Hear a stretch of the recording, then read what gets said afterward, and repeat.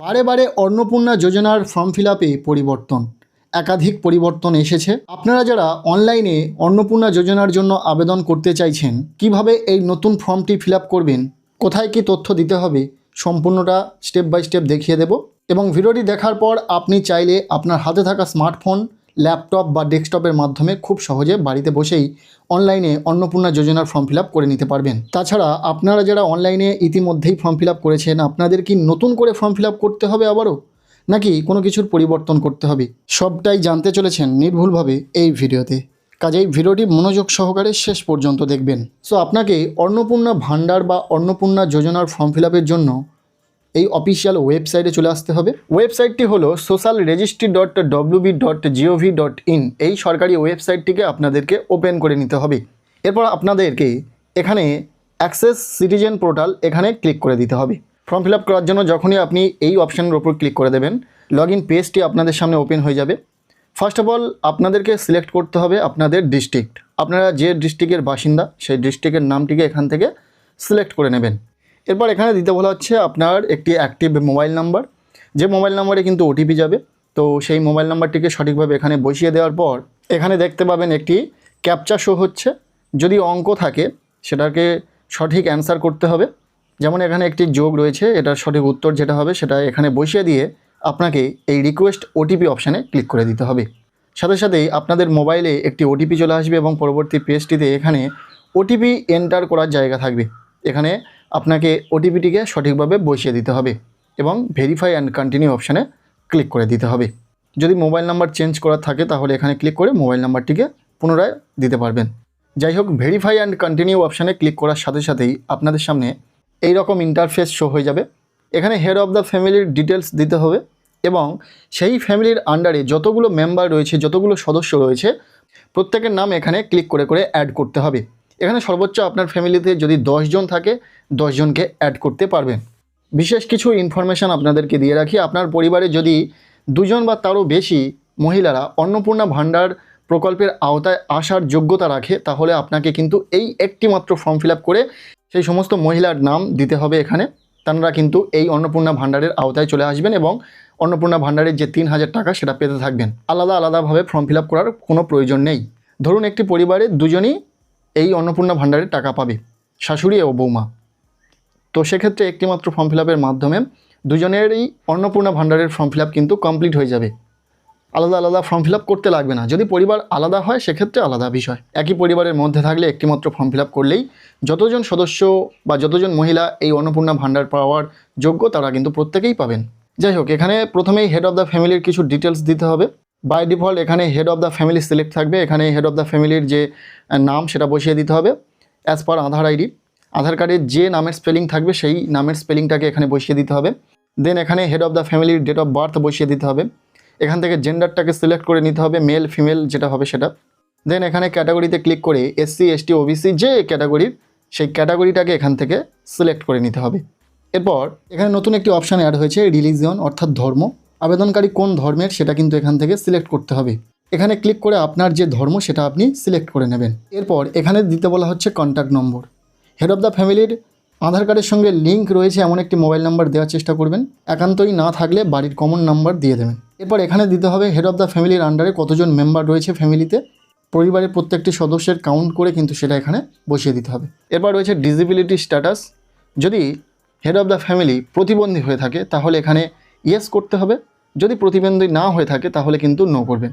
যদি প্রতিবন্ধী হয় তাহলে এখানে ইয়েস করার সাথে সাথেই ডিসেবিলিটি যে সার্টিফিকেট নম্বর সেটা দিতে হবে, ডিসেবিলিটি কত পার্সেন্টেজ সেটা দিতে হবে এবং সেই সার্টিফিকেটটাকে এখানে আপলোড করতে হবে।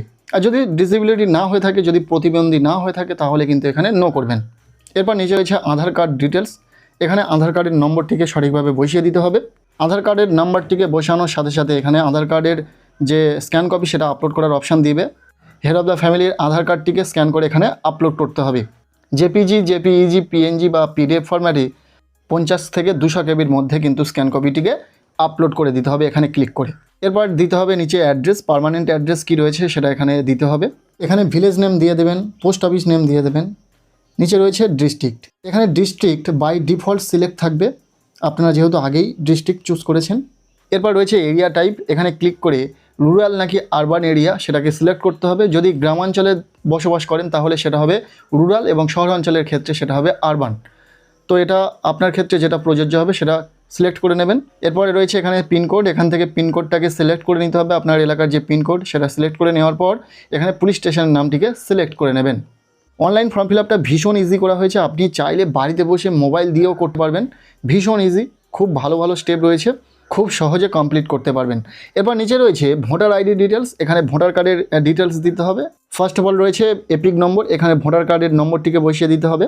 এখান থেকে অ্যাসেম্বলিটাকে সিলেক্ট করে নেবেন। আপনার বাড়িতে যে বাড়ির প্রধান বা বয়স্ক মেম্বাররা রয়েছেন তারা জানেন অ্যাসেম্বলি কী, বিধানসভা কী, সেই বিধানসভাটাকে এখানে কিন্তু অ্যাড করতে হবে। এরপর এখানে পার্ট নম্বরটিকে বসিয়ে দিতে হবে, এটিও আপনি যদি না জানেন পরিবারের থেকে জেনে নেবেন। অংশ নম্বর, কত নম্বর বুথ বা কত নম্বর পার্টে ভোট দেওয়া হয় পরিবারের মধ্যে অনেকেই জানেন, তাদের থেকে জিজ্ঞাসা করে নেবেন যদি না জানা থাকে। এরপর এখানে ভোটার কার্ডটিকে স্ক্যান করে আপলোড করে দিতে হবে। যেহেতু হেড অফ দ্য ফ্যামিলির ইনফরমেশান পুট করা হচ্ছে, তো এখানে পরিবারের হেডের ভোটার কার্ডের স্ক্যান কপি আপলোড করবেন। এরপর আপনাদেরকে এই নেক্সট বাটনে ক্লিক করে দিতে হবে। সাথে সাথেই পরিবারের প্রধানকে রেশন কার্ডের ডিটেলস দিতে বলা হচ্ছে, যেমন রেশন কার্ড রয়েছে কিনা, ডিজিটাল রেশন কার্ড রয়েছে কিনা সেটা জানতে চাওয়া হচ্ছে। যদি ইয়েস করেন আপনারা, কী ধরনের কার্ড রয়েছে আপনার পরিবারে সেটাকে সিলেক্ট করতে হবে। এখান থেকে সবকটি কার্ডের টাইপ এখানে দেখতে পাবে, যেটা সঠিক হবে সেটা সিলেক্ট করে নেওয়ার পর এখানে রেশন কার্ডের নম্বরটিকে বসিয়ে দিতে হবে।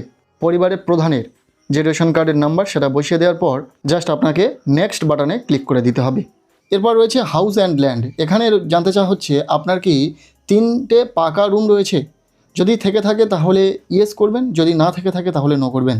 নেক্সট জানতে চাওয়া হচ্ছে আপনার ফ্যামিলিতে কিছু কি জমি রয়েছে কারোর নামে, যদি জমি থেকে থাকে তাহলে সেটা ইয়েস করতে হবে, যদি না থেকে থাকে তাহলে নো করবেন।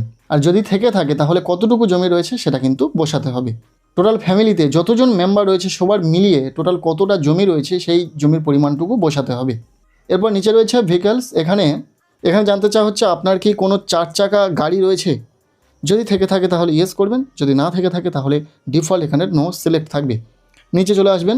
এরপর নিচে রয়েছে হেলথ অ্যান্ড ইন্স্যুরেন্স, এখানে যদি হেড অফ দ্য ফ্যামিলির হেলথ অ্যান্ড ইন্স্যুরেন্স থেকে থাকে তাহলে সেটা এখান থেকে ইয়েস করতে হবে, যদি না থেকে থাকে তাহলে নো করবেন। যদি ইয়েস করেন তাহলে এখানে ইন্স্যুরেন্স টাইপটাকে সিলেক্ট করতে হবে, এখানে গভর্নমেন্ট নাকি প্রাইভেট ইন্স্যুরেন্স রয়েছে সেটা সিলেক্ট করবেন। যদি গভর্নমেন্ট সিলেক্ট করেন তাহলে গভর্নমেন্টের যতগুলি স্কিম রয়েছে হেলথ ইন্স্যুরেন্সের সেই প্রত্যেকটি স্কিম এখানে চলে আসবেন। আপনার যেটা নেওয়া রয়েছে সেই ইন্স্যুরেন্সটিকে সিলেক্ট করবেন। যদি স্বাস্থ্যসাথী এখান থেকে সিলেক্ট করেন বা আপনার যদি স্বাস্থ্যসাথী ইন্স্যুরেন্স থেকে থাকে তাহলে স্বাস্থ্যসাথী কার্ডের যে ইউআরএন নাম্বারটি রয়েছে সেই নাম্বারটিকে এখানে বসিয়ে দিতে হবে।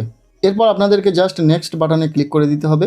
এখানে যদি আপনি ইনকাম ট্যাক্স পে করে থাকেন তাহলে সেটাকে ইয়েস করতে হবে। এরপর এখানে রয়েছে do you have a PAN card, আপনার যদি প্যান কার্ড থেকে থাকে বা হেড অফ দ্য ফ্যামিলির যেহেতু ডিটেলস এখানে দিতে লাগছে, তো হেড অফ দ্য ফ্যামিলির যদি প্যান কার্ড থেকে থাকে তাহলে ইয়েস করবেন এবং প্যান কার্ডের নাম্বারটিকে বসিয়ে দিতে হবে। নিচে রয়েছে টোটাল অ্যানুয়াল ফ্যামিলি ইনকাম, এখানে আপনার ফ্যামিলি ইনকাম কত সেটা বসিয়ে দিতে হবে। এরপর এখানে দিতে হবে হেড অফ দ্য ফ্যামিলি, যার ডিটেলস এখানে দিতে লাগছে সেই ব্যক্তি কোন কাজের সঙ্গে যুক্ত বা কোন পেশার সঙ্গে যুক্ত সেটা এখান থেকে সিলেক্ট করতে হবে। যদি এখানে অনেকগুলি অপশান রয়েছে, যদি এর মধ্যে থেকে না থেকে থাকে আপনার পেশা তাহলে আদার সিলেক্ট করবেন, আর যদি আনএমপ্লয়েড করতে চান তাহলে এখান থেকে আনএমপ্লয়েড করে দিতে পারেন। এরপর নিচে রয়েছে হাইয়েস্ট এডুকেশনাল কোয়ালিফিকেশান, এখান থেকে সিলেক্ট করতে হবে এডুকেশনাল কোয়ালিফিকেশান।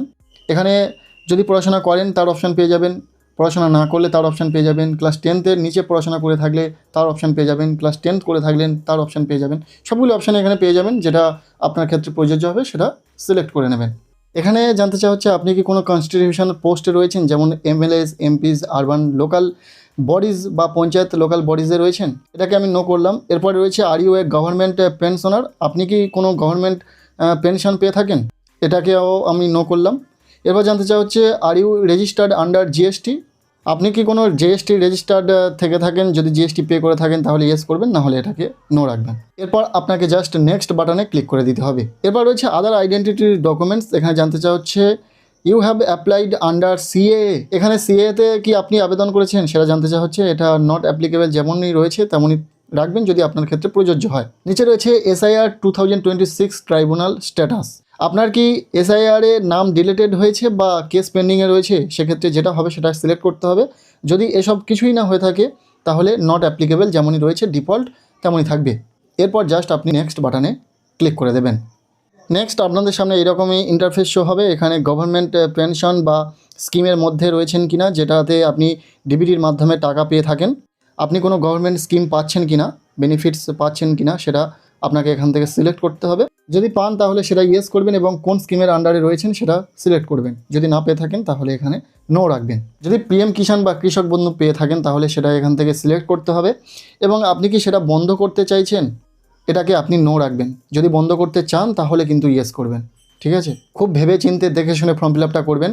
আর আপনি যদি অনলাইন থেকে ফর্ম ফিল আপ করেন তাহলে সেক্ষেত্রেও দেখে শুনে নেবেন যে দাদারা ফর্ম ফিল আপ করে দেবেন সাইবার ক্যাফে থেকে, সেটাকে আপনাদেরকে দেখে নিতে হবে ঠিকঠাক ফর্ম ফিল আপ হচ্ছে কিনা। তার জন্যই কিন্তু ভিডিওটি মনোযোগ সহকারে শেষ পর্যন্ত দেখবেন। এরপর জাস্ট এখানে সেভ অ্যান্ড ড্রাফট অপশানে আপনাদেরকে ক্লিক করে দিতে হবে। ফাইনালি তোমাদের হেড অফ দ্য ফ্যামিলির যে ডিটেলস সেটা দেওয়া কমপ্লিট। এরপর সেই পরিবারের যতজন সদস্য রয়েছে সেই মেম্বারদের যে ডিটেলস দিতে হবে সেটা খুবই কম, আমি দেখিয়ে দিচ্ছি পরপর। এরপর সেকেন্ড যে মেম্বারে আপনি ডিটেলস দেবেন, এখানে ক্লিক করার সাথে সাথেই আপনাকে এখানে সিলেক্ট করতে হবে মেম্বার টাইপ অ্যাডাল্ট নাকি চাইল্ড। এখানে যদি 18 বছরের ওপরে হয়ে থাকে, প্রাপ্তবয়স্ক হয়ে থাকে, তাহলে অ্যাডাল্টে ক্লিক করে দেবেন।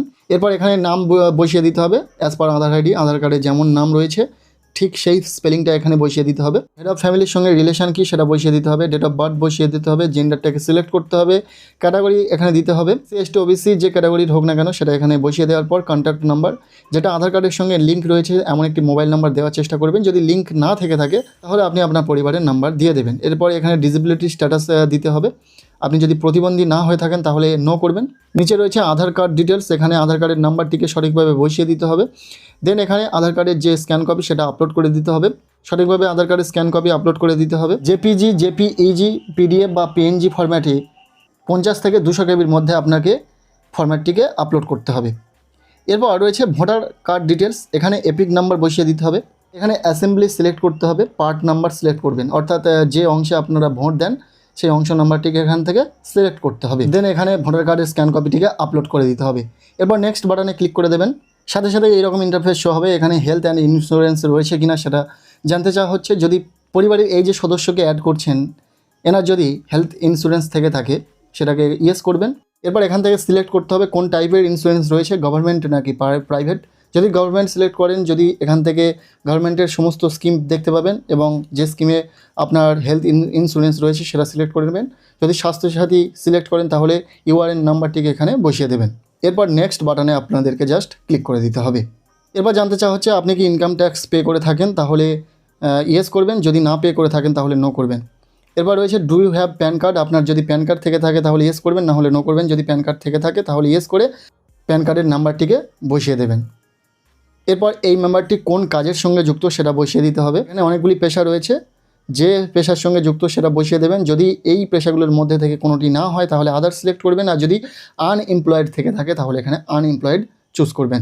এরপর নিচে রয়েছে হাইয়েস্ট এডুকেশনাল কোয়ালিফিকেশান, যে কোয়ালিফিকেশান রয়েছে এডুকেশনাল সেটা সিলেক্ট করবেন। এরপর জানতে চাওয়া হচ্ছে এই মেম্বারটি কোনো কনস্টিটিউশনাল পোস্টে রয়েছে কিনা, মিনিস্টার, এমপিস বা MLAs, local bodies, panchayat local বডিজে রয়েছে কিনা। যদি নো হয়ে থাকে তাহলে নো সিলেক্ট করবেন। কোনো গভর্নমেন্ট পেনশনার কিনা সেটা সিলেক্ট করবেন।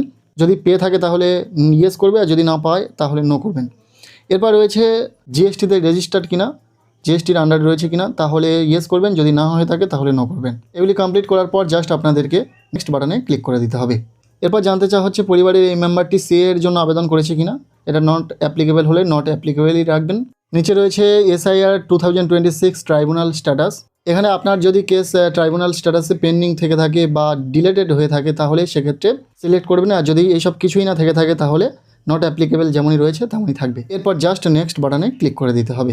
পরিবারের এই মেম্বারটি যদি মহিলা হয়ে থাকে, যদি অন্নপূর্ণা যোজনার জন্য আবেদন করতে চায়, অ্যাপ্লাইং ফর অন্নপূর্ণা যোজনা এখানে ক্লিক করে দেওয়ার পর ইয়েস আই অ্যাম অ্যাপ্লাইং এই অপশানটিকে চুজ করতে হবে। পরিবারের যতজন সদস্য থাকবে এইভাবে কিন্তু তাদের ডিটেলস দেওয়ার পর যদি এই আই অ্যাম অ্যাপ্লাইং, তাহলে কিন্তু এখানে সে অন্নপূর্ণা যোজনার জন্য আবেদন করছে এবং সে কিন্তু অন্নপূর্ণা যোজনার টাকা পাবে। এখানে অন্নপূর্ণা যোজনা কিন্তু লেখা শো করবে তার নামের নিচে। এরপর জানতে চাওয়া হচ্ছে পরিবারের এই সদস্যটি ডিবিটির মাধ্যমে কোনো গভর্নমেন্ট স্কিম পাচ্ছে কিনা। যদি পায় এখান থেকে ইয়েস করবেন, আর যদি না পায় তাহলে নো করবেন। এরপর জাস্ট সেভ ড্রাফট অপশানে ক্লিক করে দেবেন। হেড অফ ফ্যামিলি এছাড়াও পরিবারের আরেকজন সদস্যের ডিটেলস দেওয়া কমপ্লিট। এইভাবে কিন্তু প্রত্যেকটি সদস্যের ডিটেলস আপনি সহজে দিয়ে দিতে পারবেন। পরিবারের প্রত্যেকের ডিটেলস কিন্তু এইভাবে আপনাকে দিতে হবে। এইভাবে আপনার পরিবারে যদি 4 জন 5 জন 6 জন যে কজন মেম্বার থাকবে আপনি পরপর অ্যাড করতে থাকবেন এবং যেমনভাবে দেখিয়েছি পরপর ডিটেলসগুলো দেওয়া, প্রত্যেকের ক্ষেত্রে এইভাবে ডিটেলসগুলো আপনি দেবেন। আপনার ফ্যামিলি মেম্বারের প্রত্যেকের ডিটেলস দেওয়ার পর আপনাকে অ্যাপ্লিকেশানটি সাবমিট করতে হবে। তার জন্য এখানে যে একটি অপশান আপনারা দেখতে পাচ্ছেন ডিক্লারেশন অ্যান্ড কনসেন্ট, জাস্ট এখানে ক্লিক করে দেবেন। সাথে সাথে এখানে একটি ডিক্লারেশন অ্যান্ড কনসেন্ট থাকবে, এটি আপনি পড়ে নিতে পারেন। এরপর আপনাকে এখানে চেক বক্সে টিক করে দিয়ে প্রিভিউ অ্যান্ড সাবমিট অপশানে ক্লিক করে দিতে হবে। এটা কিন্তু নতুন সংযোজন, এই অপশানটি আগে ছিল না। এই প্রিভিউ অ্যান্ড সাবমিট আগে শুধুমাত্র সাবমিট ছিল এবং সাবমিট অপশানে ক্লিক করে দেওয়ার সাথে সাথেই অ্যাপ্লিকেশান সাবমিট হয়ে যেত।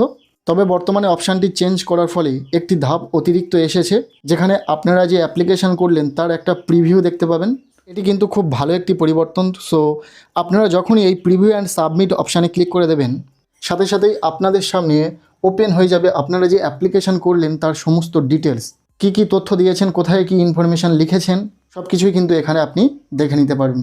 এখানে স্ক্রল ডাউন করে আপনি সমস্ত ডিটেলস একবার দেখে নেবেন, চেক করে নেবেন। কোথাও ভুল হয়ে থাকলে আপনি কিন্তু ব্যাকে গিয়ে সেটা সংশোধন করতে পারবেন। এই অপশানটি আগে না থাকার ফলে সরাসরি সাবমিট হয়ে যেত এবং যারা ছোটোখাটো ভুল করে ফেলতো সেটার কিন্তু সমাধান পেত না। তবে বর্তমানে এই অপশানটি আসার ফলে আপনারা খুব সহজে দেখে নিতে পারবেন কোথাও আপনারা ভুল করেছেন কিনা। প্রথম থেকে শেষ পর্যন্ত দেওয়া সমস্ত ডিটেলস এখানে থাকবে, আপনি চেক করে নেবেন। প্রিভিউ পেজে সব কিছু ঠিকঠাক থাকলেই তবেই কিন্তু আপনারা এই সাবমিট অ্যাপ্লিকেশন অপশানে ক্লিক করে দেবেন।